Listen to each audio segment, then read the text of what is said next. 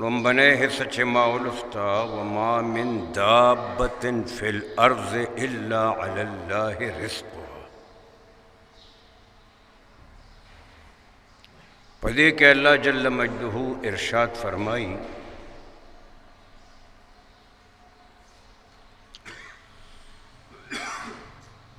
ما چې کوم جاندار مخلوق پیدا کړی دی خواہ هغه انسان دی هغه حیوان دی هغه مرغه دی یا نور چې کوم د الله رب العزت مخلوق دی اللہ فرمائی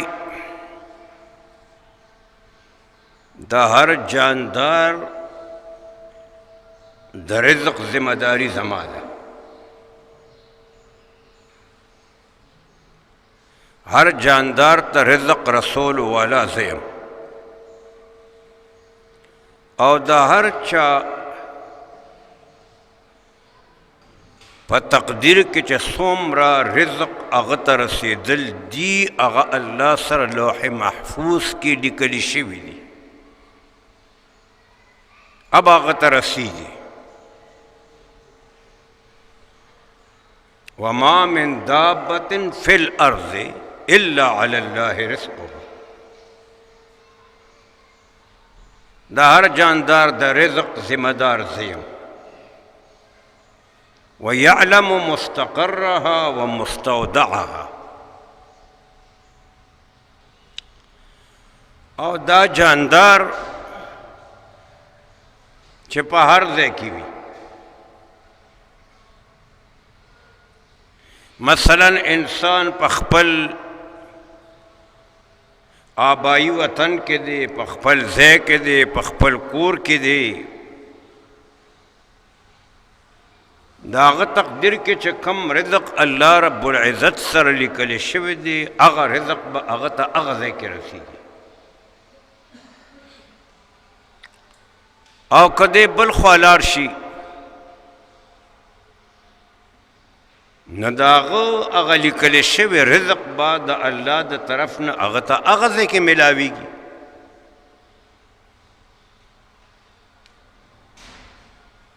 او اللہ فرمائی زه په دې قادر یم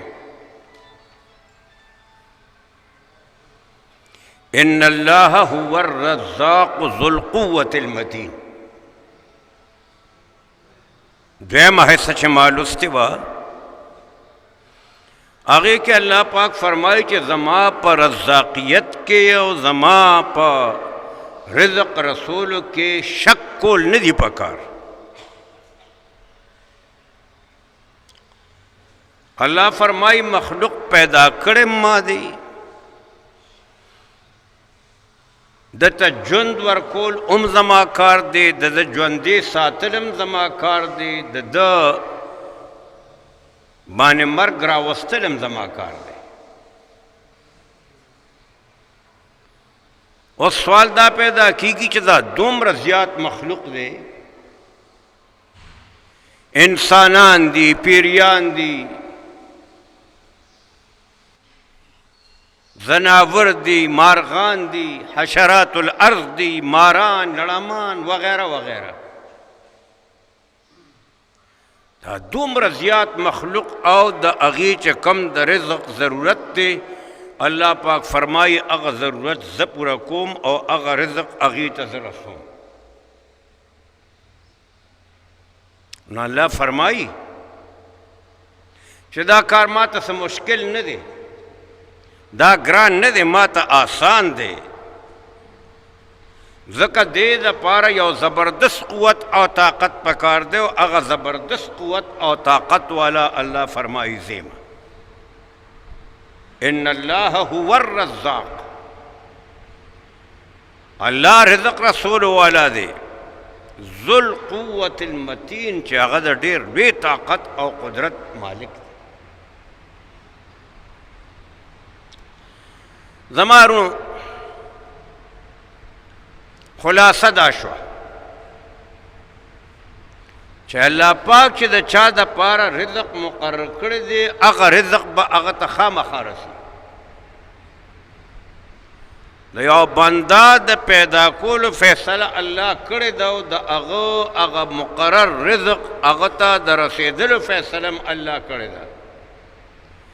نو که څوک ډېر زیات وس وکړي چې دا بنده دې زه مړ کم یا دا بچی دې زما پیدا نه شي نو چې دا کم بچی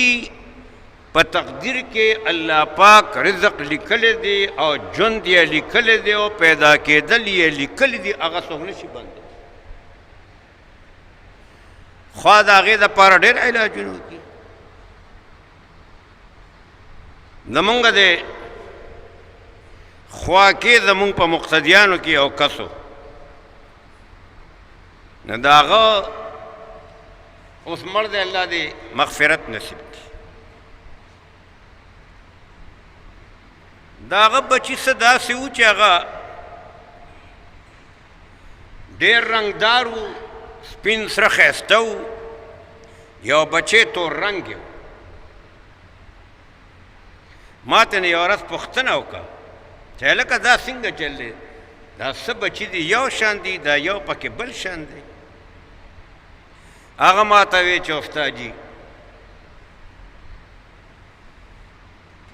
د دې وجه شاید چې دا وي چې زما دا بچي پیدا شوي او بیا چې کله د دې بچي د پیدا کېدو آثار محسوس شو ما د هغې دپاره د خپلې ښځې قسما قسم علاجونه کړو چې دا بچی پیدا نشي قسما قسم دوایانې قسما قسم انجکشنې وغیره چې څه دا ما کړي چې دا بچی پیدا نشي نو شاید چې دا اثر په د دې بچي په دې رنګ کې د هغه قسما قسم دوایانو د وجې نه وي عرض ما دا کو چې د چا د پیدایش فیصله خدای کړي هغه څوک بندولی نشي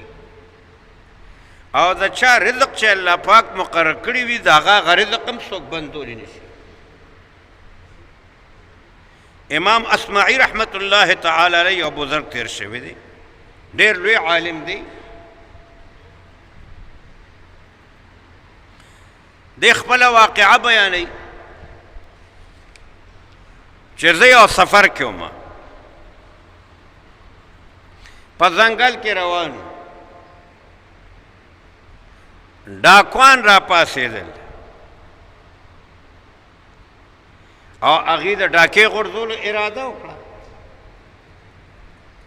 نو ما ترې نه پوښتنه وکړه چې تاسو دا ډاکې څه لپاره غورځوئ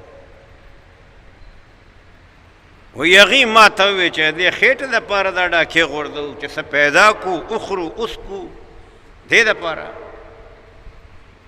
امام اصمعي رحمت الله علیه فرمایي ما ورته ووی دا الله بندگانو ایمان در کشتاوی او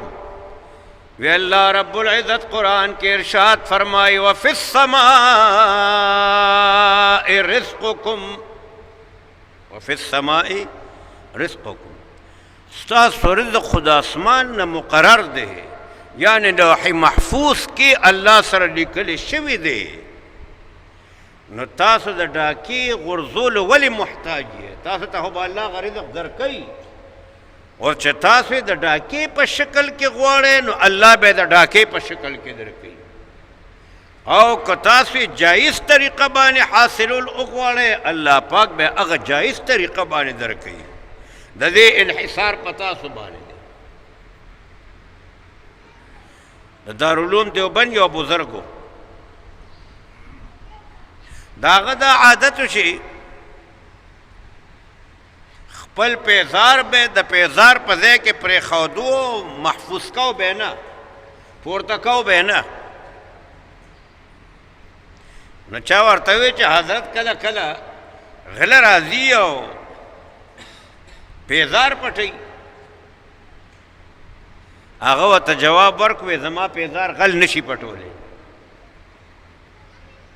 ویجی دا څنګه وی زه چې کله پیزار د خپو نه وباسمه نو زه دا نیت وکم چې زما دا پیزار که چا واغشتو د هغه دپاره حلال دی. نو زما پیزار غل ځکه نشي پټولی چې غل د خپل ضرورت د پوره کولو اراده په غلا کړې ده او ما ورته پیزار حلال کړی دی، نو هغه خو اراده د حرامو کړی دی، نو زما پیزار نشي پټولی. زما رون ما عرض دا کولو د امام اصمعي رحمت الله تعالی علیه یو خبره ما کوله چې هغه ډاکو ته ووایي چې وفي السماء رزقکم، د اسمان نه ستاسو رزق مقرر دی به راځي. هغه ډاکو توبه وکړه، د امام اصمعي په لاس باندې بیعت وکړو چې بس زمونږ د ډاکو نوره توبه ده او د هغه چې څومره ملګري وو هغې هم توبه وکړه.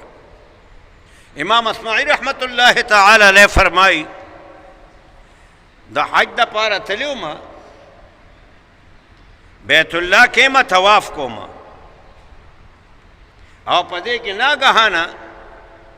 یو سړی ما ته را مخامخ شو، غاړه راله راکړلو، ډېر د مینې او د محبت اظهار یې وکړو. نو ما ورته وی چې ته څوک یې؟ زه خو د پېژنم نه، خپل تعارف را سره وکړه. ورته وی حضرت تا ته هغه د ډاکوانو واقعه یاد ده چې ډاکوان در راوتي او تا ورته وی چې دا ډاکې څه غورځوی و، هغې درته وویل چې دا مونږ د خېټې دپاره، او بیا تا ورته وی چې وفي السماء رزقکم، ستاسو رزق خو د اسمان د طرف نه مقرر دی که. وی زه د هغه ډاکوانو هغه سردار یم، ستا په لال باندې چې م بیعت کړی و.